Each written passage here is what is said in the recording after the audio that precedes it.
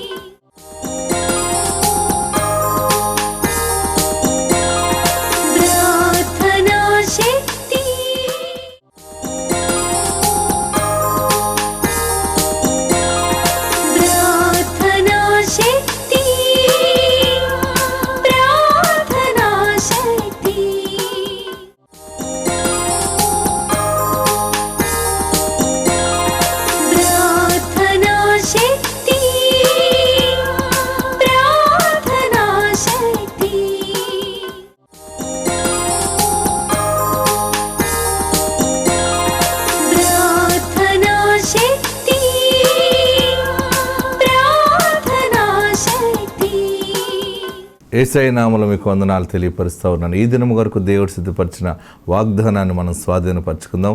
పరిశుద్ధ గ్రంథంలో నుండి ప్రకటన గ్రంథము 21వ అధ్యాయము 4వ వచనం ద్వారా దేవుడు మీ కుటుంబాన్ని దర్శిస్తూ ఉన్నారు. ప్రకటన గ్రంథం 21వ అధ్యాయము 4వ వచనం, ఆయన వారి కన్నుల ప్రతి బాష్ప బిందువును తుడిచివేయును, మరణం ఇక ఉండదు, దుఃఖమైనను ఏడుపైనను వేదనైనను ఇక ఉండదు. దేవునికి మహిమ కలుగును గాక. ఆయన వారి కన్నుల ప్రతి బాష్ప బిందువును తుడిచివేయను, మరణం ఉండదు, దుఃఖం ఉండదు, ఏడుపు ఉండదు. అది చెప్పిన సందర్భం అక్కడ వేరే సందర్భం ఉంది దేవుని రాజ్యం గురించి. నీవు ఇక్కడ దేవుని బిడ్డగా ఉన్నావు, నువ్వు ఎందుకు దుఃఖపడుతున్నావో, ఎందుకు ఆవేదన? చనిపోతానేమని భయం వస్తుందా? ఏమైపోతానో, నా బిడ్డ ఏమైపోతాడో? చాలా సీరియస్ కండిషన్లో ఉన్న ఈ సిచ్యువేషన్లో, ఈ పరిస్థితుల్లో ఏమైపోతుంది, మా కుటుంబం ఏమైపోతుంది తెలియకుండా, నీ కన్నుల నుండి నీకు తెలియకుండా కూడా కన్నీరు కారుతూ ఉందా? దేవుడు నీ కన్నుల నుండి వచ్చిన ఆ బాష్ప బిందువులను ఆయన తుడుస్తారు. మన కన్నీళ్ళు తుడిచే దేవుడు ఎంత గొప్ప దేవుడు.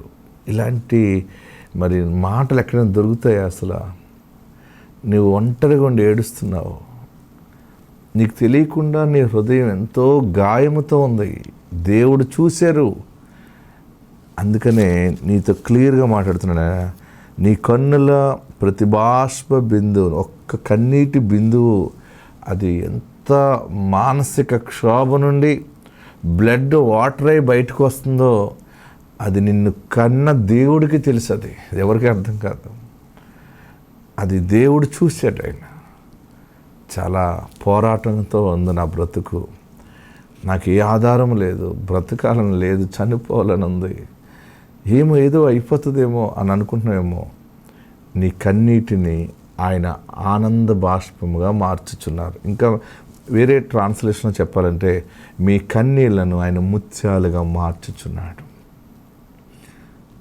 ఎంతో ఎవరికి చెప్పలేని ఆ సమస్యతో నువ్వు నలిగిపోతున్నావు కదా, ఆయన నీకు తోడై ఉన్నాడు.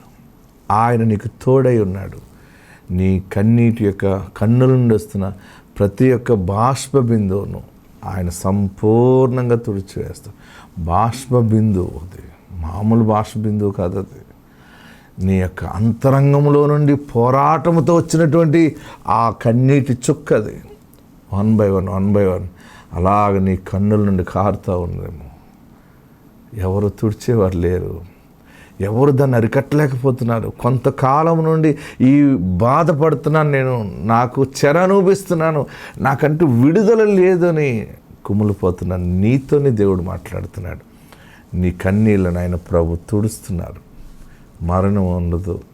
నువ్వు దేని గురించి బాధపడుతున్నావో, దుఃఖము ఉండదు. ఇంకా ఇలా ఎంతకాలం ఏడవాలి? ఏదో తాత్కాలికంగా ఒక కార్యం జరిగి మళ్ళీ సమస్య వస్తుందేమో, అది జరుగుతుందేమో. కాపురం నిలబడదో నిలబడితే మళ్ళీ సరిగ్గా ఉంటాడో లేడో, మళ్ళీ నడుస్తుందా, మళ్ళీ ఈ కేసులన్నీ క్లియర్ అయ్యి మళ్ళీ ఇంకో కేసుగా వేస్తారు వాళ్ళు. నువ్వు ఎన్ని ఆలోచించి బాధపడుతున్నా, శాశ్వతంగా నీ దుఃఖాన్ని ప్రభు తుడిచివేస్తున్నారు. నువ్వు నమ్మగలిగితే యేసు వైపు నువ్వు చూస్తున్నావు, నువ్వు యేసు వైపు చూస్తూనే ఉండు. నీ కన్నీటి బాష్ప బిందువును, నీ కన్నుల నుండి వచ్చిన బాష్ప బిందువును ప్రభు తుడిచివేస్తున్నారు. ఇంకా ఆయన తుడిచేటంటే ఇంకా డ్రై అయిపోతుంది. ఆశీర్వాదం ఇప్పుడు ఆశీర్వాదం వస్తుంది. ఎలుగెత్తి సాక్షిగా ఉండబోతున్నావు. ఆత్మ నీకు తోడుండును గాక. God bless you. రెండవది, మే, జూన్, జూలై, ఆగస్ట్ మీ జీవితంలో చెదిరిపోయినవన్నీ దేవుడు సమకూర్చి మిమ్మల్ని ముందుకి మంచిగా నడిపిస్తాడు. మీ వ్యవసాయము, మీ పాడి, మీ పంట, వ్యాపారము, అన్ని విషయాల్లో ఆగిపోయిన పనులన్నీ ముందుకెళ్తాయి. ఇల్లు కడదామని ప్రారంభించి ఆగిపోయిన పని ముందుకెళ్తుంది. పెళ్లి మాటలు మాట్లాడి సగంలో ఆగిపోయిన ముందుకెళ్తాయి. అన్నిటిని ఆయన నడిపిస్తాడు. ఏంటిది ఏంటంటే, ఈ సంవత్సరం దేవుని వాగ్దానం చెప్తున్నాను, తర్వాత మీ పని మీరు చేసుకోండి అని చెప్పి, నిజముగా భూజనులందరి ఎదుట నేను మీకు ఖ్యాతిని అంటే ఘనత, మంచి పేరును తెప్పింతును. ఖ్యాతి, ఘనత అంటే ఖ్యాతి, మంచి పేరు ఎప్పుడు వస్తుందంటే డబ్బు ఉన్నప్పుడే వస్తుంది. డబ్బు ఉన్నప్పుడు, ఆస్తి ఉన్నప్పుడు, ఐశ్వర్యం ఉన్నప్పుడు అందరూ నిన్ను మంచివాడు అంటారు, మంచిదాను అంటారు. నీ బుద్ధి వేరు, నీ మనసు వేరు అంటారు. అన్నీ లేకపోతే నీ అంత దరిద్రుడు లేడు, నీ శని, నువ్వు మా దగ్గరికి రాకు, నిన్ను చూస్తేనే మాకు అసహ్యం కలుగుతుంది అంటారు. ఇంతవరకు అసహ్యం నీ వల్ల కలిగిందేమో, నీ వల్ల దీవెన వారికి కలగబోయేలా దేవుడు చేస్తున్నాడు. ఖ్యాతిని, మంచి పేరును దేవుడు రప్పిస్తూ ఉన్నాడు.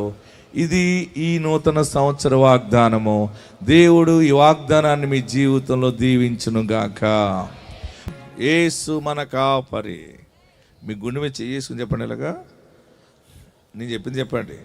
ఓ సాతానా, యేసు నా మంచి కాపరి. ఇలాగనండి. ఓ సాతానా, యేసు నా మంచి కాపరి, నేను ఆయన గొర్రె పిల్లను. ఆమేన్. వాక్యంలోకి వెళ్ళక ముందు ఒకరి సాక్షి మీకు చూపిస్తాను. మొన్న అద్భుతం జరిగింది. ఏంటంటే, కడపలో దేవుడు ఒక అద్భుత కార్యం చేశాడు. ఆ సహోదరి పిల్లలు లేక గర్భఫలం లేదని కడపలో జరుగుతున్న ప్రార్థనకు వస్తుంది. 7 నెలలు దైవజనుడితో ఒక్క మాట తీసుకోవాలి అని ట్రై చేస్తే 7 నెలలు కూడా ఈ జన ప్రవాహంలో మాట్లాడటానికి వీల్లేదు, వెళ్ళిపోయింది. 7 తైలాభిషేకాలు అయిపోయాక ఇంటికి వెళ్ళి ఏడుస్తూ పడుకుని నాకు దేవుడు గర్భఫలం ఇవ్వలేదు, 7 తైలాభిషేకాలకు వెళ్ళాను, ఏం అవ్వలేదని ఏడుస్తూ పడుకుంటే కలలో దేవుడు దర్శనం ఇచ్చాడు. ఆమెకి దర్శనం ఎలా వచ్చిందంటే, ఇసాక్ పాస్టర్ గారు కళ్ళలోకి వచ్చారట. ఎవరు? ఇసాక్ పాస్టర్ గారు కళ్ళలోకి వచ్చి, అమ్మాయి ఎందుకు ఏడుస్తున్నావు, ఏడవకు, ఏం కావాలి నీకు, నాకు పిల్లలు లేరయ్యా అంటే, ఇదిగో నీకు పిల్లలు కలుగుతున్నారు, నువ్వు గర్భం ధరిస్తున్నావు, నీ తండ్రి బలహీనంగా ఉన్నాడు కదా, నీ తండ్రికి సమయం అయిపోతుంది, కొన్ని దినాల్లో నీ తండ్రి మరణిస్తాడు, కొంత సమయంలో అదే సమయంలో నువ్వు గర్భం ధరిస్తావు, నీ గర్భంలో మగపిల్లోడు రూపించబడతాడు, నీ తండ్రి పోలికే నీ కొడుకు వస్తుంది, ఏడవకని చెప్పాడట. ఎవరు చెప్పాలి? నేనే. అది దర్శనం వచ్చింది.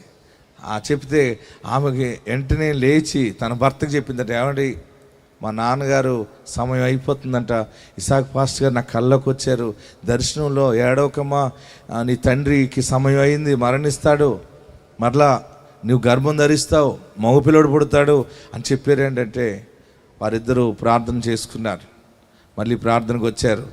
అద్భుతం ఏంటంటే 5 నెలలకు 6 నెలలకు వాళ్ళ తండ్రి దేవుని పిలుపు అందుకుని వెళ్ళిపోయాడు. ఆయన ఆశ్చర్య సంగతి ఏంటంటే, వాళ్ళ తండ్రి ఏ నెల మరణించాడో అదే నెల ఈ అమ్మాయి గర్భం ధరించింది. చూడండి ఎంత అసలు ఆత్మ కార్యాలు ఎలా జరుగుతున్నాయంటే, అదే నెల గర్భం ధరించింది. వారు పరీక్ష చేసుకున్నారు. తన భర్త వచ్చి చెప్పాడు, నాకు పిల్లోని తీసుకొచ్చి నా చేతిలో పెట్టారు, చూడండి ఆ భార్య భర్తలు నా దగ్గర ఉన్నారు, వారు చెప్పే మాటలు మీరు వినండి. అసలు ఏం జరుగుతుందంటే, ఒక బలమైన శక్తి మనల్ని ఆవరించి నడిపిస్తుంది, ఈ ప్రార్థనా శక్తిని. ఆమేన్, హల్లెలూయా. గట్టిగా హల్లెలూయా చెప్పండి. మరి అదే నెలలో గర్భం ధరించింది. 9 మాసాలు నిండిని మగపిల్లడు పుట్టాడు. వాళ్ళ తండ్రి పోలికే సేమ్ ఆడికొచ్చింది. ఇదంతా ఒక దర్శనం ద్వారా జరిగింది. ఆ బిడ్డను చూస్తూ సాక్షి వినండి, విశ్వాసంలో బలపడండి. నాకు వివాహం జరిగే 5 సంవత్సరాలు అవుతుంది. గర్భఫలం లేక నేను ఎంతో బాధపడుతుండగా ఇసాక్ అయ్యర్ ప్రార్థన కడపలో స్టార్ట్ అయిన నుంచి ఫస్ట్ నెల నుంచి ఇక్కడికి వచ్చాను. 7 నెలలు వచ్చిన తర్వాత కూడా గర్భం నిలబడలేదు. ఎంతో బాధపడిన తర్వాత ఒకరోజు కళ్ళేకొచ్చి, నువ్వు బాధపడకమ్మా, నీకు ఖచ్చితంగా కొడుకే పుడతాడని చెప్పారు. దేవుడికి ఎంతో నేను రుణపడి ఉన్నాను. తైలాభిషేకం లైన్లో ఆమె మాట్లాడటానికి ప్రయత్నిస్తుంది. జన ప్రవాహంలో అవకాశం ఉండట్లేదు. ప్రతి నెల ప్రయత్నిస్తుంది. ఆమె చిన్న ఆశను ఎరిగిన దేవుడు. ఆమెన్. ఎవరు మన ఆశ ఎరుగుతారు? దేవుడే తెలుసుకుంటాడు. ఆమె వెళ్ళిపోయిన తర్వాత దర్శనంలో మళ్ళీ ఇలాగ సేవకుడుగా నా రూపంలో ఆ బిడ్డకి దేవుడిచ్చి కనపడి 7వకు దర్శనంలో ఏమని వచ్చింది? మీ నాన్న చనిపోయే నీ కొడుకుగా పుడతాడని చెప్పారండి. మీరు కళ్ళకి వచ్చి చెప్పిన తర్వాత కరెక్ట్గా మా మామ 21 చనిపోతే మేము 23 టెస్ట్ చేసుకుంటే పాజిటివ్ వచ్చిందండి. ఇది ఎంత ఆశ్చర్యమైన సాక్ష్యం! ఇది తన తండ్రి నిద్రిస్తాడని ముందే దేవుడు బయలుపరిచి, ఆ నిద్రించినప్పుడు ఇలా బాధపడతారని ఆ ప్లేస్లో మళ్ళీ కుమారుడు ఇంకొకటి పుడుతున్నాడని పరిశుద్ధ గ్రంథంలో ఉన్న చరిత్ర ఎంత గొప్పదో వీరి జీవితంలో దేవుడు నెరవేర్చాడు. దేవునికి మహిమ కలుగును గాక. హల్లెలూయా. దర్శనంలో కనబడి 7వకు నువ్వు గర్భం ధరిస్తావు, మళ్ళీ నీ కుటుంబంలో మగపిల్లడు పుడతాడని చెప్పటం, కరెక్ట్గా దర్శనం వచ్చిన వెంటనే వీరు మరి పరీక్ష చేసుకోవటం, ఇది జయమవటం, ఇదే ప్రార్థనా శక్తి. ఆమెన్. దేవునికి మహిమ కలుగును గాక. హల్లెలూయా. ఈ ఒక ఉన్నతమైనటువంటి ప్రమోషన్లోకి పరిచర్యను దేవుడు నడిపిస్తూ ఉన్నాడు. నేను ఆయన వాక్యం చెబుతూ వెళ్తున్నాను. ఆయన ఎక్కడెక్కడ ఎవరెవరికి ఎలా కనపడాలో, ఎలా మాట్లాడాలో మాట్లాడి బలపరుస్తూ ఉన్నాడు. మరొక సంఘటన చెప్తాను మీకు. మొన్న ఖమ్మం ఒక ఆమె వచ్చింది. ఆ సహోదరి తన కుటుంబంలో కొన్ని సమస్యలు చాలా భయంకరంగా చెలరేగితే ఎవరో చేతబడి చేశారు అని ఎవరెవరో చెప్పారు. ఒక సహోదరి ప్రవక్త్రి కూడా వచ్చి నీ మీద చేతబడి పనిచేస్తుందని చెప్పి మొత్తం వెళ్ళిపోయినట్టుంది. ఆమె ప్రతి సమయం దుఃఖంతో గడుపుతోంది. తన భర్త ఖతార్లో ఉన్నాడు. కుటుంబంలో కొన్ని సమస్యలు చెలరేగినాయి. అయితే ఆమె దుఃఖంలో ఉండగా ఆమెకి దేవుడు దర్శనం ఇచ్చాడు. ఇసాక్ పాస్టర్ గారు ఆమెకి దర్శనంలోకి వచ్చాడు. ఎవరికి? ఆ బిడ్డకి, యవన బిడ్డకి దర్శనంలో వచ్చినప్పుడు మనం అంటే ఆమెకు తెలియదు, మన ప్రార్థనా శక్తి గురించి తెలియదు, మనల్ని ఎప్పుడు చూడలేదు. ఆమెకి దేవుడు నన్ను తాను దర్శనంలో చూపిస్తున్నాడు. చూపించి, అమ్మాయి ఏడుస్తున్నావా? నీకు ఎవరెవరు ఏది చేశారో నాకు తెలుసు. పలానా వారి నుంచి నీకు చెడ్డ ఎదురైంది, అదంతా నీ నుంచి దూరం చేస్తున్నాను. నీ కుటుంబంలో శాంతి కలుగుతుంది, నువ్వు మరలా చిగురు పడతావు, నీ కష్టం అంతా పోతుంది, ఆశీర్వాదంగా ఉంటావని దర్శనంలో మాట్లాడితే దర్శనం అయిపోయిన మెలకు వచ్చింది. ఇదేంటి, ఎవరో పాస్టర్ గారు, ఈయన ఎవరో మరి నాకు తెలియదు, కానీ దేవుడు ఈయన రూపంలో వచ్చి నాతో మాట్లాడాడు అని చెప్పి చాలా ఆనందపడి ప్రార్థన చేసుకున్న తర్వాత కొన్ని రోజులకి వాళ్ళ తల్లి దగ్గరికి వెళ్ళినట్టుంది ఆమె. వాళ్ళ అమ్మగారింటికి వెళ్తే వాళ్ళ అమ్మగారు ఏం చేస్తారంటే టీవీ చూస్తుంది ఆమె. మన ప్రార్థన శక్తి వాక్యం వస్తుంది. ఆ కుమార్తెతో అందట, అమ్మ నువ్వు ఇలా ఎదరికి రా, టీవీ దగ్గరికి రా, ఈ దైవజనుడిని చూడు, ఈయన వాగ్దానం ద్వారా పుట్టిన దైవజనుడు, ఎంతో మంచి వాక్యం చెప్తారు, ఈయన ప్రార్థన చేస్తే ఎంతోమంది గర్భఫలాలు కలుగుతున్నాయని తల్లి ఆమెకి చెప్తూ టీవీ దగ్గర తీసుకొస్తే ఆ బిడ్డ యవనస్తురాలు ఏం చేసిందంటే టీవీలో మనం చూసిన వెంటనే వాక్యం అలా వింటూ, అమ్మ నేను దర్శనంలో చూసిన దైవజనుడు ఈ దైవజనుడే, దేవుడు ఈ దైవజనుడిని నాకు దర్శనంలో చూపించాడు కొన్ని నెలల క్రితం, ఇదిగో నేను ఈ దైవజనుడు ఎక్కడ ఉంటాడు అక్కడికి వెళ్ళి నేను ప్రార్థన చేయించుకుంటానని చెప్పి టీవీలో వచ్చినటువంటి అడ్రస్ నోట్ చేసుకుని, వారిది పాలవంచ అనమాట. పాలవంచ ఖమ్మంలో దగ్గరగా ఖమ్మం ఉంది కనుక ఖమ్మంలో జరుగుతున్న తైలాభిషేక ప్రార్థనకు వచ్చి దైవజనుడా ఇలాగా ప్రార్థనకు వచ్చాను, నాకున్న బంధకాలలో అన్నిటి నుంచి తప్పించుకునేలాగా మీరు ప్రార్థన చేయండి, అని చెప్పి ప్రార్థన చేయించుకుంది. ప్రార్థన చేస్తే నేను ప్రార్థన చేసి ప్రతిష్ఠ చేసిన తర్వాత ప్రతి బంధకము తొలగిపోయింది. అద్భుతం ఏంటంటే మళ్ళీ ఖతార్ వెళ్ళిపోయింది. ఆమె ఖతార్ వెళ్ళిపోయింది. తన ఫ్యామిలీ అద్భుతంగా సెటిల్ అయిపోయింది. మొన్న ఒక 3 వారాలుగా అవుతుందేమో, మన ఖమ్మంలో జరిగిన మన ప్రార్థనకి ఆమె ఖతార్ నుంచి వచ్చింది. దైవజనుడా, కేవలం మిమ్మల్ని చూడాలని వచ్చాను నేను మిమ్మల్ని చూడాలి, ప్రార్థన చేయించుకోవాలి, వెళ్ళిపోవాలని సిద్ధంగా ఉన్నాను అని చెప్పి అప్పుడు చెప్తుంది, దైవజనుడా నువ్వంటే నాకు తెలియని సమయంలోనే దేవుడు నిన్ను దర్శనంలో నాకు చూపించాడు. ఆమేన్, హల్లెలూయా, హల్లెలూయా. వారి తల్లి, వారి కుటుంబం ఎంతో ఆశీర్వదించబడి అనేక కుటుంబాలు ఖమ్మం ప్రార్థనకు వస్తూ ఉన్నారు. మన ప్రార్థనా శక్తి ఏ ప్రాంతంలోకి వెళ్ళినా అందరికీ ఆదరణ కలగజేస్తుంది, నెమ్మది కలగజేస్తూ ఉంది. మరి ఆ బిడ్డ చెప్పిన సాక్ష్యం విందాం. నేను పాల్వంచ నుంచి వచ్చి ఉన్నాను. నేను 2014 నుంచి చేతబడి శక్తుల ద్వారా నేను పీడింపబడి చాలా బాధింపబడుతూ ఉండేదాన్ని. కానీ ఆ సమయంలో నాకేమీ తెలియదు. ఆ బలహీనతలతోటే నేను పోరాడుతూ వచ్చి ఉన్నాను. కానీ ఎన్నో హాస్పిటల్ తిరిగాను. ఏ బలహీనత, ఏ అనారోగ్యం నాలో బయటపడలేదు. కానీ నేను ఎంతో భయంకరమైన దుస్థితిలో ఉన్నాను. నీళ్లు కూడా తాగలేని పరిస్థితుల్లో, ఆహారం కూడా తీసుకోలేని, నిద్ర లేదు. అలాంటి భయంకరమైన దుస్థితిలో ఉన్నప్పుడు దేవుడు మరలా నన్ను దర్శించాడు. ఇసాక్ అయ్య గారి ద్వారా దేవుడు నా దగ్గరకు వచ్చి నాకు చేతబడి చేసిన వాళ్ళని చూపించాడు. నేను నీకు తోడై ఉన్నాను, యూదా గోత్రపు సింహం వలె నిన్ను బలపరిచి నడిపిస్తానని దేవుడు వాగ్దానం ఇచ్చి నన్ను నడిపించాడు. ఆ తర్వాత నేను అమ్మ వాళ్ళ ఇంటికి వచ్చాను. అప్పుడు నేను టీవీలో ఇసాక్ అయ్య గారిని చూశాను. అంత ముందు వరకు ఇసాక్ అయ్య గారు అంటే ఎవరో నాకు తెలియదు, నేను ఎక్కడా చూడలేదు. కానీ నేను టీవీలో చూసినప్పుడు చాలా షాక్ అయ్యాను. నేను ఈ దర్శనంలో చూశాను కదా, నేను నా పక్కనే కూర్చున్నారు, నేను నీకు తోడై ఉన్నాను, నిన్ను చివరి వరకు నడిపిస్తాను, నన్ను బలపరుస్తానని వాగ్దానం ఇచ్చిన దేవుడు ఆయన రూపంలో వచ్చి నన్ను దర్శించారు. ఆ విధంగానే నేను జూలై 14th నేను వచ్చి ఇసాక్ అయ్య గారిని కలిశాను. నేను ప్రార్థన చేయించుకుని అప్పుడు నేను తిరిగి, మేము ఖతార్లో ఉంటాము, మేము తిరిగి నేను మరలా ఖతార్కి వెళ్ళిపోయాను. అంటే ఎప్పుడైనా నిరాశలో ఉన్నప్పుడు అయ్య గారు వాక్యాలు పెట్టుకుని వింటూ ఉంటాను. నాతోనే మాట్లాడుతున్నట్టు ఎన్నోసార్లు నాకు నువ్వు దర్శించారు. ఆ విధంగా మా కుటుంబాన్ని అంతటిని కూడా దేవుడు బలపరిచినందుకు దేవునికి స్తోత్రం. మా అమ్మ కూడా చాలాసార్లు శరీరంలో ఎన్నో బలహీనతలు, భయంకరమైన షుగర్ వ్యాధితో, మోచేతి నొప్పులతో బాధపడుతున్నప్పుడు కూడా అయ్యగారు ఇచ్చిన ప్రార్థనా తైలంను ప్రార్థించుకుని ఆ తైలం తాగి ఆ తైలాన్ని రాసుకున్నప్పుడు దేవుడు అద్భుతమైన రీతిగా ఇప్పటి వరకు కూడా ఏ నొప్పి, బాధ లేకుండా స్వస్థత అనుగ్రహించాడు. ప్రభువుని స్తుతిద్దాం. ఆమేన్, హల్లెలూయా. బైబిల్ ఎంత యథార్థమైనది, యేసయ్య ఎంత నిజమైన దేవుడు. ఆమేన్. దేవుడు అనేక మందికి అనేక రీతిలుగా దర్శనం ఇచ్చి మాట్లాడుతూ ఉన్నారు. ప్రియులరా, ఇవన్నీ ఎవరి ద్వారా జరుగుతున్న కార్యాలు? దేవుడు పరిశుద్ధాత్మ ద్వారా జరిగిస్తూ ఉన్నాడు. దీనులైన మనల్ని వాడుకుంటూ ఉన్నాడు. నన్ను ఒక పోస్ట్ మ్యాన్గా మీ ముందు నిలబెట్టాడు అనమాట. నేను ఒక బంట్రోత్ని, యేసయ్యకి బంట్రోత్ని. ఆయన నా నోట ఏ వాక్కు పెడుతున్నాడు అది నేను ప్రకటిస్తూ ఉన్నాను. మీరు చాలా విలువైన సహవాసంలో ఉన్నారు. మీరు చాలా విలువైన ఆత్మ స్వాధీనంలో ఉన్నారు. ఆత్మ మీకు తోడై ఉండును గాక. ఒక మాట మీకు చూపించి ముగించాలనుకుంటున్నాను. ప్రకటన గ్రంథం 22వ అధ్యాయము, ప్రకటన గ్రంథం 22వ అధ్యాయము 2వ వచనం 3వ వచనాన్ని మనం ధ్యానం చేసుకుందాం. జీవం గల దేవుని సన్నిధానంలో ప్రకటన గ్రంథము 22వ అధ్యాయము 2వ వచనాన్ని ధ్యానం చేసుకుందాం. ఆ పట్టణపు రాజవీధి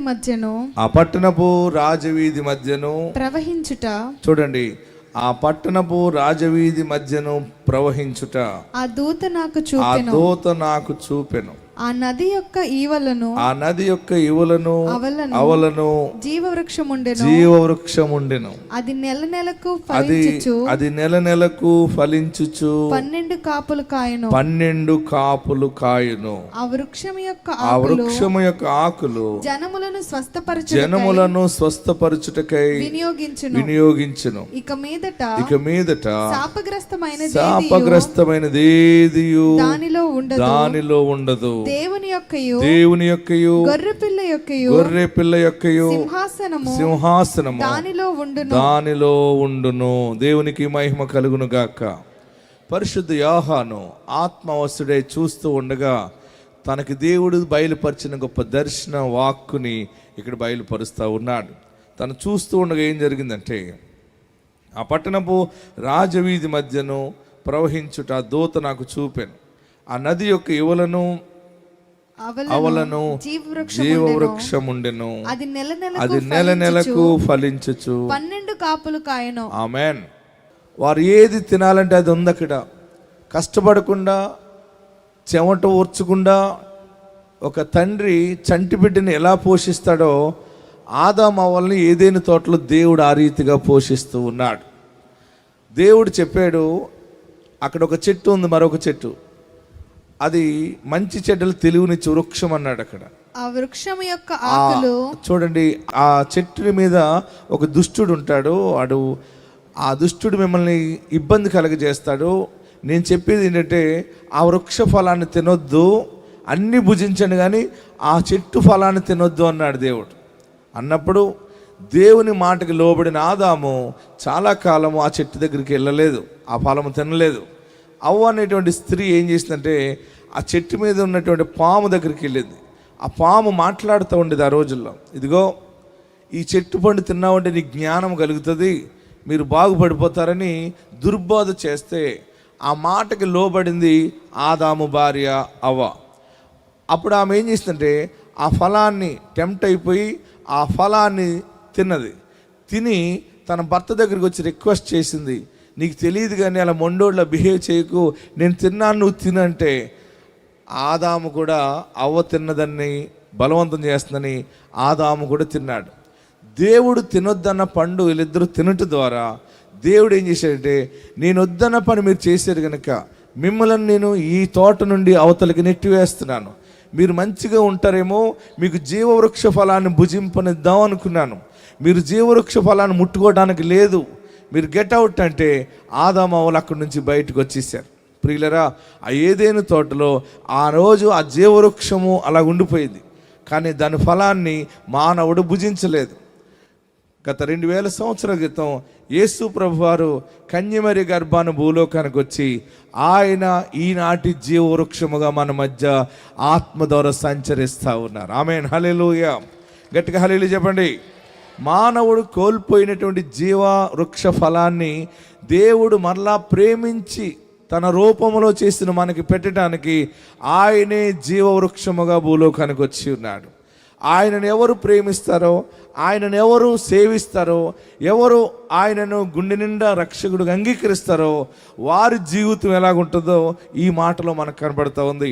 ప్రకటన గ్రంథము 22వ అధ్యాయము 2వ వచనం మనం చూస్తూ ఉంటుంటే, ఆ దూత నాకు చూపెను, ఆ నది యొక్క యువలను అవలను జీవవృక్షం ఉండెను, అది నెల నెలకు ఫలించుచు 12 కాపులు కాయును. ఆ వృక్షం యొక్క ఆకులు జనములను స్వస్థపరచుటకై వినియోగించును. ఆమేన్.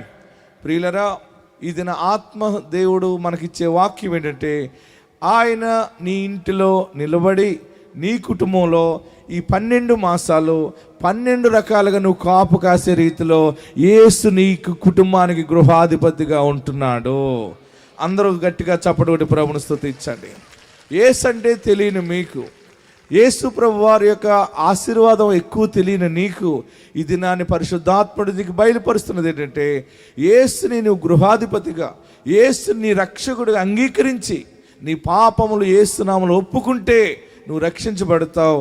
నీవు నీ బిడ్డలు 12 మాసాలు జీవనోపాధి లోటు లేకుండా బ్రతుకుతారు. 12 రకాల కాపు కాస్తారు. మీరు నమ్మగలిగితే ఈరోజు వాక్యమిని వాక్యానుసారంగా జీవించడం ప్రయత్నించండి. రోజు యేసు నామంలో ప్రార్థించండి. మీరు యేసు నామంలో వాక్యము చదవండి.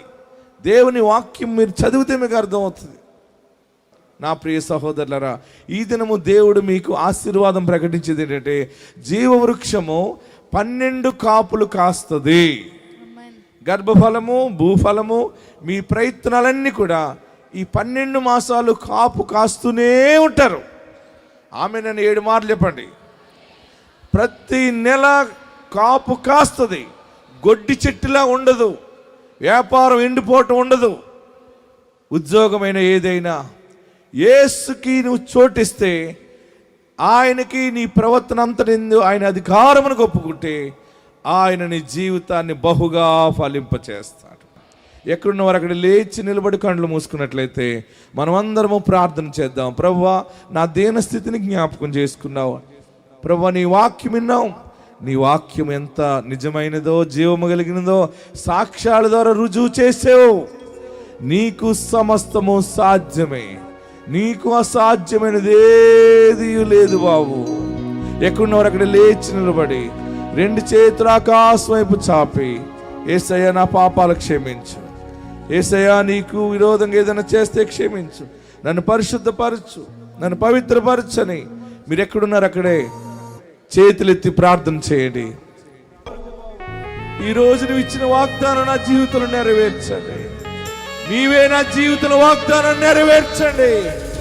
నీ కృప నాకు తోడుగా ఉంచు బాబు. నీ కార్యం జరిగించే నీవు నా ఎడల కృప చూపించు బాబు. అందరం ప్రార్థనలో ఉందాం, అందరం ప్రార్థనలో ఉందాం. ఇప్పుడు అందరూ 2 చేతులు పైకెత్తి యేసయ్యని స్వీకరించండి. నువ్వు నా రక్షకుడిగా ఉండాలయ్యా. నీ నామము నా ఇంటికి ఉండాలి బాబు.